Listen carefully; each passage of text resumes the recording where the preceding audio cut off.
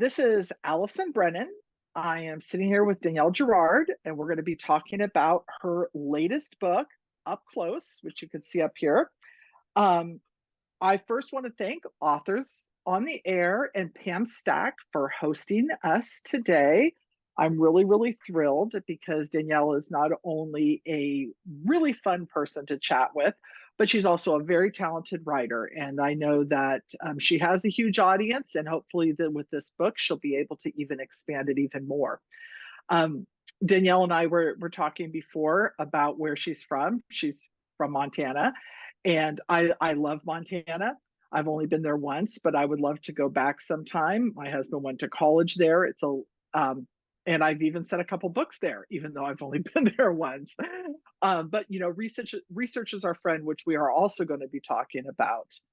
Up Close is Danielle's 16th book, which I think is pretty amazing. She has 3 series, and this is the 3rd book in the series. But I will admit, I didn't read the first 2. I read one of Danielle's standalones a while ago, but I did not feel lost at all. I felt that this book absolutely can stand alone. But obviously, if you want to get kind of the flavor of the characters as they evolve, because you're revisiting your favorite characters, obviously start at the beginning. But again, as someone who reads series and reads standalones, I didn't feel lost, and I don't think you would either. So, Danielle, tell us a little bit more about you and about this series and your amazing character, Kylie Millard, right? Yeah, Did I pronounce that right? Okay. no, that's perfect. And first off, Allison, thank you so much. You're so kind, and we do have fun chatting. Allison has been on my Killer Women podcast, and she's coming back for more because she writes like a million books a year. But for those of us who can't pull that off, so I am the author of 16 books. My first book came out in 2000, so I've been doing this for a really long time. It is such a labor of love. I'm sure Allison feels so the same. We're so lucky to get to do this. It's a really hard job, but it's an amazing job. I love to delve into sort of the worst case scenario of any situation. It's unfortunately for my children, it's also what I do at home. So I make them a little bit crazy. This series is set in a actually fictitious town in North Dakota. I was drawn, being in Montana, most of my books are set where I actually grew up in the San Francisco Bay Area. But people kept asking me, you should, when are you going to do a book in Montana? Because we've been here 20 years. And there's something, I don't know if it's because it's my home that I don't really want mass murders to happen here. But there was something that drew me to North Dakota with the Balkan area oil stuff and the sort of boom and bust of that, the small town of Williston. So I went there and did some research. It's so super interesting town, and met some wonderful people. And so I decided to sort of create my own small town in North Dakota. So as not to imply that in Williston there's millions of murders either. Up Close is the 3rd book. I do work to make this book stand alone, like you said. I think that's important. But as you said too, I think if you're a series person, then start with Whiteout. The story of Up Close is about in this small town of Hagen, North Dakota, where 3 teenage kids have died. 3 seniors have died in sort of close succession under very different circumstances. One drowned, one very strong swimmer drowned in a pool. One drove his car through the plate glass window of the diner, and the 3rd is found dead in a ravine. And they're all, even though of course they don't appear related, they are somehow related. And there's something going on with the teenagers in the town of Hagen. And Kylie Millard, who is our detective, is, it's her job, but also this is now her town. She comes from Fargo. She was an outsider, finally feeling at home in the town of Hagen, finally loving her position there. And so she is really determined and terrified by the situation, and determined to figure out what is going on before the next teenager dies. Well, And those are two great things I want to talk about. But first, I really love the way that you brought in Kylie's conflict.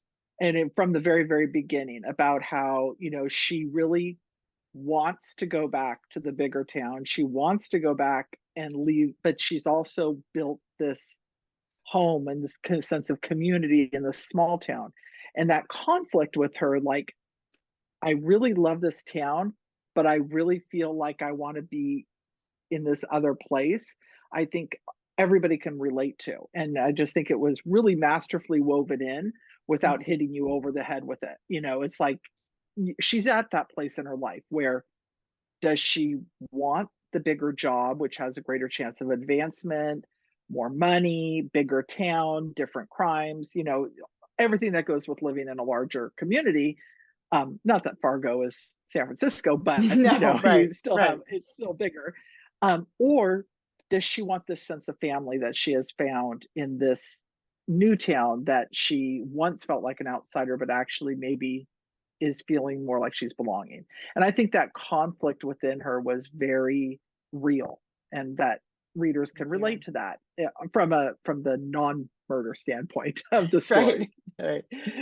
But yeah, no, she Thank was very you. interesting. Now, one of the things I want to ask you, because you have kids and they're grown up, but obviously they were once young and they were once in high school.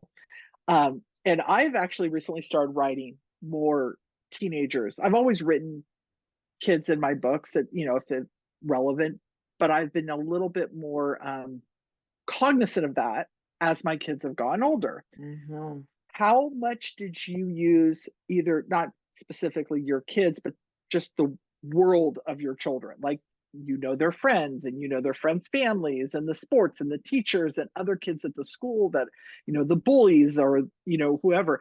How much did you draw in when you were developing this story? Because one thing is the story is very timely. It relates a lot to what teenagers face today. Yeah. It touches on social media, it touches on competition, and also kind of this distrust between teenagers and the adults that are there to protect them, but the teenagers know I can take care of myself. Mhm. Nothing bad is going to happen to me. And I don't want to give anything away with the story, but it kind of touches on all of those things that both separates our children from us as parents, and makes us, even though once they get older, I hope that they realize that, oh no, our mom was really actually looking out for us. Right. I mean, it's funny. So, my first book came out when my daughter, who's now 23, was 8 months old. And at that point, my worst fear, of course, was that something happened. My worst fear is always around the children. I know you know this. As a mother, it's like there is just no greater horror than the idea that something happens to your child. And so I've always, there's always been this part of me that writes because I'm a mom. I mean, first and foremost, right? I mean, I'm a writer and it's my job and I love it. But my children are my world. And so I do think that the children come in and they bubble up in books when a story sort of touches me about those fears. And I think, I feel like I oftentimes hone in on my own fears when I'm plotting a book. I think that's maybe a pretty normal thing we do. And it's nice that my children are past high school. I feel like in the world right now, and this book does not deal with things like high school shootings, but there's so much tough stuff on these young people with the pressures of social media, with the pressures of, the peer pressures that always existed, but now everything's on film. So you can see what your friends did when you weren't around. There's this idea of FOMO, the fear of missing out. There's real risks in addition to sort of the, people out there that are sort of luring our children one way or another. And I used to think, oh, once the kids are big enough that they can drive themselves, then I won't worry so much because, I won't have to feel like I could lose them in the grocery store. And it turns out that's not true. It's sort of, kind of the opposite, right? It's like they say little kids, little problems, big kids, big problems. And so I think that's what happened is that, I feel like that stage of life for our children is is so terrifying. And and then it's terrifying for parents. And it's like you said, they're independent, so you can't make them do much of anything, right? You can't make them make their beds. So how are you going to make them avoid the kids are no good for them? So all you can kind of do is sit on the sideline and be prepared to jump and try to catch them at the moment. So I think, like you said, nothing about the story relates specifically to my children, but that the things we know our kids get up to, the things we hear about them getting up to, the tension between, I think it's a real tension too between like you being friends with one of the moms and not quite trusting the kid of that mom, and not being able to say, obviously you can say to your kid, like, I'm not sure that kid's a great influence on you, but you can't say that to the mom because she's your friend. There's all this dynamic, right? You've known each other since the kids were little. So it's all in there, all those bits and pieces of raising children and of being a teenager, and then of watching what it's like to be a teenager now through the eyes of my own kids. No, and I think it was very authentic. I think the teenagers reacted or acted realistically, um, because I think after I had teenagers, I could actually, even though I used to be a teenager, it seems so far ago, and It's a couple of years ago, right? just a few years. Yeah. But watching my kids all grow up, I think I have a better sense of what teenagers today are going through. And I think Right. that's why I can now write them a little bit, I won't say easy because it's never easy, as you know, Right. everything has its own complications. But it is a little bit easier than trying to say, okay, well, what are teenagers facing today when I have these little toddlers running around and have Right. no idea what the high school is like? Right. So but I love that because it is very timely, and I think, uh, but it's not. Kids in jeopardy is always a difficult subject to write. Um, what I liked is that you started with the murder rather than, um, or with well, obviously, I'm not giving anything away. I mean, we know how he drowned, so you start with it so you don't really get to know the kids before they die, and that's actually I like that. Not I don't like Right. dying, but I like where I don't get emotionally attached to the Right. character, Right. and especially young people. And Yeah. then all of a sudden, I mean, I'll kill off anybody in my books, but if they're young people, I'm not going to kill them off in the middle of the book. And I mean, they have to Right. be, they dying in that first chapter, and then I don't have to be oh, but No. I loved him. You get Right. all your hair coming. So that was very, very well done. So if Thank anybody's you. ever nervous about that, you care because they're teenagers and you don't want them to die. But at the Mhm. same time, you're not emotionally invested in him where you're like really upset. Yeah. I don't Thank know. you. I don't know if you feel the same way. I do, and I think that is the reason why we sort of start with this tragedy that's already struck this town, and then then it's about, there is the sense that that since it's happened 3 times, it could happen again, but at least we're not dealing with like watching the kids die. And I don't, as a writer, it's interesting because I do think that there's plenty of writers out there that write that write those kinds of scenes. For somebody who writes such dark novels, I'm also kind of sensitive about certain things, and certainly children and dogs are actually are the things I just, I yeah, none of us wants to read about the act watching the act of a child die. So I I Yeah. agree. I agree. Yeah. No, but now, uh, one of the things that's kind of separate from this story. So this is a part of a series, but you've also written standalones, and this is Mhm. something that I've actually been thinking a lot about because I wrote my first standalone that comes out this summer. But I've always written series. Yeah. What are the pros and cons for you as a writer from going back to familiar characters and create and writing another story within their series, and then writing a standalone, which is completely a finite story, Yeah. beginning, middle, and end. You're never going to revisit those characters again. So it's funny. I mean, you're like a series master. I don't know how you do it. Every book I've ever written started out as a standalone. I mean, not, I should say every book I've ever written that became a series. That obviously the books after that we knew they would be part of the series. But I wrote Whiteout as a standalone, and my publisher was like, "We want another book in this town," and that's how that for me. That's how they evolve, right? And because I like to leave, I like to leave a world where there's off, where at least the reader can think about what might happen later. So it does give me inroads into another story, and that is, and then of course once you do that, you have to go back and kind of figure out, give your character maybe a bigger arc. There's revisions, I think, when you're thinking about standalone versus series, right? You got to create a world that naturally moves into another book when you're creating a series versus a standalone.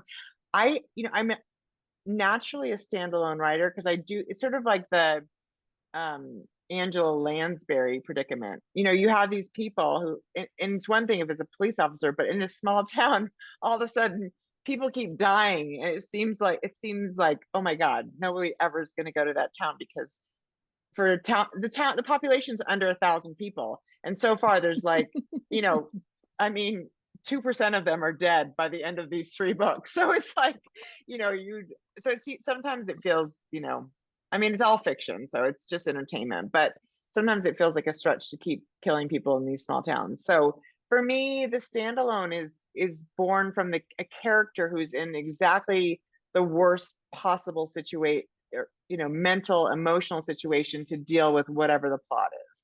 I like to marry, and you do this too beautifully, I like to marry that because I feel like that's what the conflict of the internal mixed with the conflict of the external is what makes such a great story, right? Your character wants nothing to do with the situation. She or he is not in a position to handle it, and yet there's no choice. Here it is. So I think that's what's fun about, standalone, and you can do that with a series, but it starts to feel I think, and I can't, my longest series is a 5-book series, but that series is actually a sort of a mixture of a series and a standalone, because it's the Rookie Club series. Each book features a different rookie. So they're all linked stories. The women, move through the books, but you're dealing with sort of that woman's story in that book. So other than that, the longest series I've done was the Annabelle Schwartzman series, and that was 4 books. So, and she was dealing, with a very abusive ex-husband on the run. So there was a lot of fodder there for those books. It's not my nature. It's really interesting. I think I am at heart probably a standalone writer, but but then you get back into the world, and there's something really. It's not that it's easy, but at least the world, right? I have a map of Hagen. I've drawn it out. I know where the church is and the school and where everybody lives and where the bar that is really relevant in Whiteout is, and it's kind of fun, right? It's like you get to go back into the world and see what those characters are up to, how they've evolved. So there's I think there's pros and cons of both. I have your standalone on my shelf, and we're going to talk about it later in Killer Woman, but I'll be curious to hear what you think. Well, I've always kind of felt, the very first book I wrote it as a standalone, but I had a bunch of characters in there. So I said, oh, well, I'll write about this character next, and then this character next. Exactly. And that's kind of how I structured my trilogies. But when I created Lucy Kincaid, I didn't expect her to go so long, but because you're right, you don't want there to be conflict and angst in every single book. And I don't want Lucy to have to revisit her trauma that she faced in her past in every single book. That would be completely boring. I think J.D. Robb does it the best. I mean, where every 7th or 8th book, there's something major that brings Eve to another step in her emotional journey. Right. So you're not dealing with it in every book, because otherwise it'd just be too angsty. Right. And you don't want them fighting in every book, because then it's like, why get married if you're going to fight in every book? Makeup sex is not that good. Right. It's fun every once in a while, but let's not every single book. So she does it. She's a master, I think. Yeah. But I will say the standalone for me, the reason why it's hard, they're hard for different reasons. In a series, you have to make sure that the stories are unique and original, and you don't want to be repeating yourself, and you want to give your characters room to grow. over the course of the series without new readers feeling like they're completely lost. So, there Right. are challenges. But the easy thing is you are, like you said, you're revisiting the town. You know where everything is. You know their favorite bar. You know their favorite pizza place. You Yeah. know the street names. You know what their house looks like. You don't have to recreate it. The Right. setting is all there. Even Right. the characters, your recurring characters, you know who they are. Yes. And it's not that it's easier to write, but there's a familiarity. So you're like coming home. It's like, oh, I really enjoyed finding out what they're up to. With a Right. standalone, you're creating an entire world. Or Yep. the first book in a series. Yeah. You're creating an entire world, a new world, and it's a challenge because you have to figure out everything all over again. Right. And while it's fun because it's something completely new and Right. completely different, and you get really excited at the same time, you're like going, oh my gosh, how am I going to do this? And it's going to take so much longer Right. because you have to put it Right. all together. That's exactly, it's true. But and I think there's what is fun about a series too, and I think you touch on it, is those characters. It is a bit like visiting old friends. And so I finished the Schwartzman series, and yet I still have a book I want to write for for Anna and Hal, who are the characters there. And it emerged, it bubbles up in my brain like, when are you going to sit down and do that? Because there's something about, you fall in love with these people, and of course you're also putting them through torture, so it's a very twisted sort of love. But you kind of want to come back and see, like, what's happening with them now. Like, I left them in a really good place. I'm not gonna, I won't ruin that for people who haven't read that series, but now I'm like, oh, but there's so much more that can be done. And so yeah, they're both lovely. And then the discover I don't know about you, but when I'm writing a new character, it takes me 50, 60 pages before I understand that character enough. And then I have to go back and kind of rework whatever I've written. Not once I it's sort of like, it's like getting to know a new friend, right? You talk to them and they weirdly talk back. I know that's um I know I that's sort understand. yeah. I know that feels I psychotic, totally understand. a little So schizophrenic, but it takes the same amount of time probably as it does to really get to know another person, right? If you imagine all that time in your head. So that it's a challenging, and oftentimes they do things and you think, well, I would never have chosen to do that. What the hell? So, but it's part of the joy. I think you're right. There's real challenges with both, and there's real fun with both. no, I completely agree. And someday I'll write another standalone. I just don't have the right idea. I have a notebook where I'll like jot down ideas, but they're kind of like half-ass ideas. They're not really Yeah. going to go anyplace. But when I get that one, I'll know it. Yeah. Because you do. Once you get that negative idea, you go, oh, this is going to be good. I Yeah. know where this is going.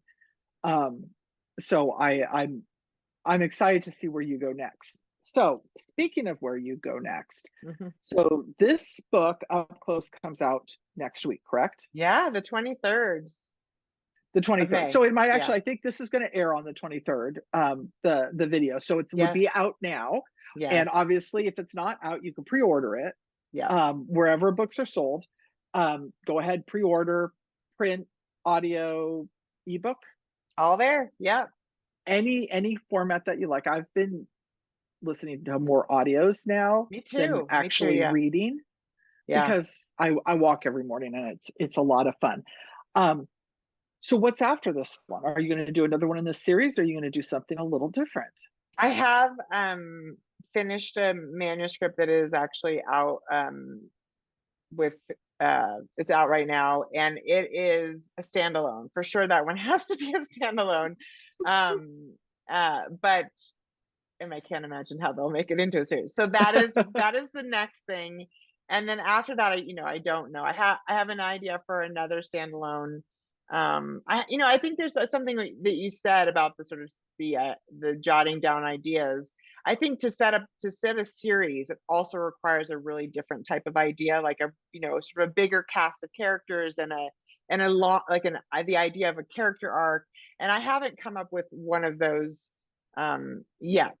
It isn't to say that I wouldn't absolutely hop on another series, because there's fun in both. And so, but right now the book that I finished and the one that I'm working on, just really starting, are both standalones.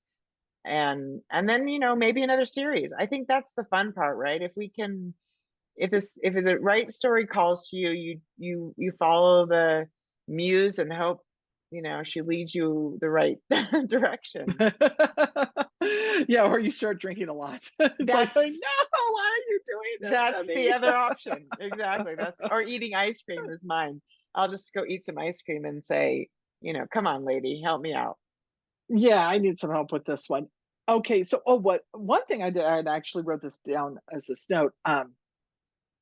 Before we wrap up, you were talking about research and going to North Dakota for the research of your book. On your standalones, do you do the same thing? Are you doing as much research? And where do you do it in the process? Do you do it before you even start writing the book, or do you do it kind of as you're writing? I love that research question, because two good, amazing writers and friends have two totally different opinions on this. Lisa Gardner, she's like, she goes like neck deep in research. She finds, she will know what bubble gum somebody's chewing and whatever. And Harlan Coben is like, no research. I just get to the place and then I asterisk and say, figure out how this would work. And so I'm definitely somewhere in between. The benefit of having lived in San Francisco and set, the 4 standalones are there, the Rookie Club is there, Schwartzman is largely there. So I have a whole bunch of books set in that area, which means I have access to wonderful human beings in the police department who answer my strange phone calls and emails where I ask bizarro questions that I'm sure are flagged by some government agency. So I do that. The Schwartzman series she's a medical examiner. So for that, I actually have access to, and I'll share my contact if you ever need this, Allison, because he's amazing. The chief medical examiner for the state of North Carolina. And he answers, again, bizarro questions. Like one of them was, could you strangle a person with dental floss? And I know. And so he was like, what he said, which is totally reasonable, is try it on a watermelon. If you can cut through a watermelon with dental floss, then you can kill a human that way. And so I did that. And if you use Tom's dental floss, you can kill a human with dental floss. Tom's is very strong, natural. The Glide didn't work for me. But anyway, so that's how sort of I do it. I would say I do enough to know that I'm going to be able to pull this off. Like, I wouldn't set a murder until I know that the murder could work and that, whatever, is it reasonable? I mean, everything's a little bit, obviously this is fiction, but, readers are so savvy and so suspicious that you really can't do something that's so far off, reality.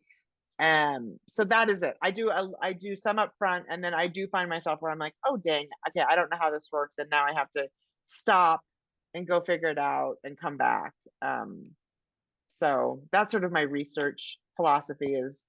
I'm probably where you are. Yeah. Because I couldn't do what Lisa does. I would never get any writing done. No. But I do like to know that something's plausible. But I'm also in where I'll like do XXX in my book and just say I have to look this up, I have to look that up. Yes. I do that if it's not like, if everything doesn't hinge on that moment, right? If it's just a detail, and a lot of that happens for me in like the Schwartzman books, because there's so much medical stuff in that I was, like, okay, talk to my guy about, what would this look like? What would the insides of the body look like under these death circumstances? And that stuff is, I agree, because sometimes you don't want to disrupt the flow. You'd rather just be like, I got to get back to this. I got to figure this out.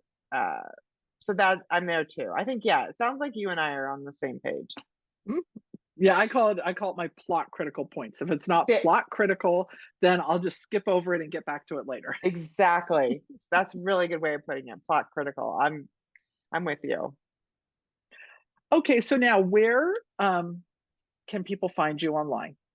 So DanielleGirard.com is my web address, and Girard is Girard. I'm on Instagram at Danielle Girard Books. I'm on Facebook at author Danielle Girard. You can find me also on the Killer Women. There's Danielle's Killer Women on Facebook as well. That's the podcast, and you can see Allison on there. And I don't do Twitter. I the number of characters, I'm too late. I'm too wordy, so I can't manage. I can't manage Twitter. But that's, and I'm trying to get onto TikTok, out where I think I'm also Danielle Girard Books, but that seems like a young person's game. I think I might be too old for TikTok. I don't think you're too old for it. I actually have a friend of mine who's in Army intelligence, and that's why I don't have TikTok. And I'll just leave it at that. Oh gosh, And okay. That's so I got two of my kids to delete their TikTok accounts because, very it's just, fair.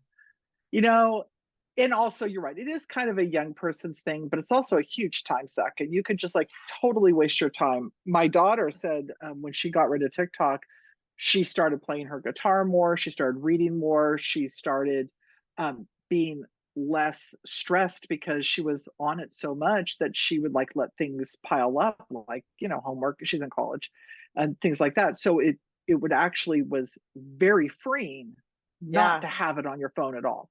yeah. So that's why I If I can, I think that's great. And maybe you can explain to me sometime how you convinced your kids to get off of it. I didn't. I mean, this is the thing, and I think you'll probably agree. You can't tell your kids what to do when they're adults, but you can tell them why they should do this or should Right. do that, and they have to make their own decision. Yeah, Most of my that is kids listen to me. that's good. Well, that I would say, me, it's maybe 50-50. I've only got Well, I two. should say It depends they on which listen to day. me.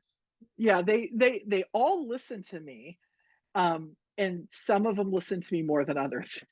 Exactly. I absolutely hear that. That is we raise them to be independent, which is great, and also sometimes a curse. Exactly, exactly. So Well, I want to thank you so much for being here and thank again Authors on the Air. Um, and if you have any questions, go to Danielle's website, daniellegirard.com, and fill out her contact form and ask her whatever you want about any of her books. I know she'll be happy to answer. yeah, absolutely love to hear from people. So thank you, Authors on the Air, and Pam, who is not with us today, but we're sending love to her. And Allison, thank you so much for this. This is super fun, and I look forward to talking again in the summer. Yep, we'll see you this summer. Thanks. Okay, bye.